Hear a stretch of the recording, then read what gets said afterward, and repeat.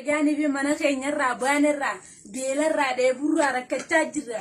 Baaduu takka keessa bakka uuma uffannu uuma dhuynu bishaanuu nuti rakkoo meeqaan nurra jira. Bakka guyyaarraa nyaata taraa takka bicha arganna. Xurii waan dhiqannu hin qabnu. Aramni yoo fuunee kaanee deemnee aramni qabeen nu deebisa. Nama afaan Oromoo beeku tokko oolumaa wagarreen beenu. Rakkoo tana keessa nuti nama dhibba jee namni as keessa jiru. Mootummaan nu quban qabu. Asuma keessatti eega dhukkubni koroonaa kun dhufee jidduu asumatti cinqii tanaan awwaalamnee jirre yaalmaan Oromoo. Yaalmaan Oromoo nutti birmaddaa halaal. Wayin isinii meeqooqa jirraa. Hudda bishaan baalatirraa baanee jeeshanii nu gara nama dhibba jaati qilee keessa nu nayitee araboonni akkatti qilee keessa laal.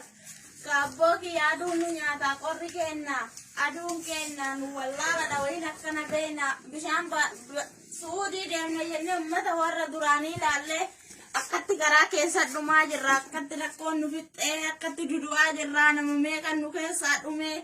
Facebook kanarratti yoo nu akartan ka akkan marreeffatannallee Facebook kanaan gad isinii